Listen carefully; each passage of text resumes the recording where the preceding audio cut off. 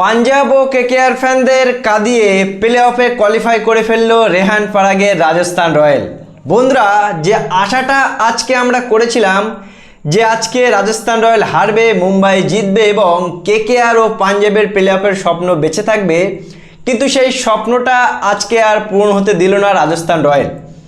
আজকে মুম্বাই ইন্ডিয়ান্সকে একেবারে অসাধারণ ব্যাটিং, অসাধারণ বোলিং একতরফা। Mumbai Indians 206 run, Rajasthan royal 205 run করেছিল, 206 রান।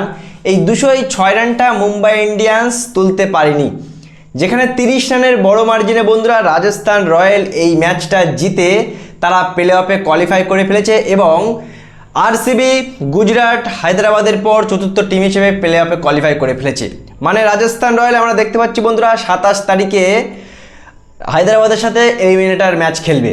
সুতরাং বন্ধুরা আমি বলবো, দেখো রাজস্থান প্লে অফে কোয়ালিফাই করেছে যোগ্য দল হিসেবে, কিন্তু কেকেআর তারা তাদের প্রথম হাফে প্রচুর ম্যাচ হেরেছিল, 6টা ম্যাচের মধ্যে তারা 5টা ম্যাচ হেরেছিল, সেই কারণেই কেকেআরও প্লে অফ থেকে বাদ পড়লো। এমনকি পাঞ্জাব টিম, যে পাঞ্জাব টিম প্রথম 7টা ম্যাচের মধ্যে 6টা ম্যাচ জিতে যায় বন্ধুরা, সেই পাঞ্জাব টিম তারপরে একেবারে টানা 6টা ম্যাচ গড়ে হারে।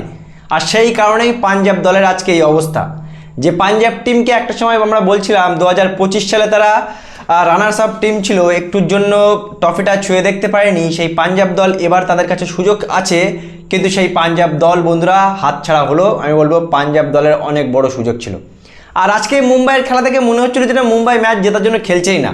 আজকে মুম্বাইয়ের খেলাটা দেখো, আজকে মুম্বাই জিতলে কেকেআরেরও সুযোগ ছিল, পাঞ্জাবেরও সুযোগ ছিল, বলার কিছু নেই যে পাঞ্জাবও উঠতে পারতো, কেকেআরও উঠতে পারতো, কিন্তু মুম্বাই তারা নিজেরাও তো বাদ পড়েছে। আর আজকে কেকেআর ফ্যানরা, পাঞ্জাব ফ্যানরা আশা করে বসেছিল যে মুম্বাই কিছু একটা করবে, কিন্তু শেষ ম্যাচেও জঘন্য পারফরমেন্স করে রাজস্থান রয়্যাল জিতে রাজস্থান রয়্যাল প্লে অফে উঠে গেল এবং কেকেআর ও পাঞ্জাব তারা আইপিএল থেকে বাদ পড়ে গেল।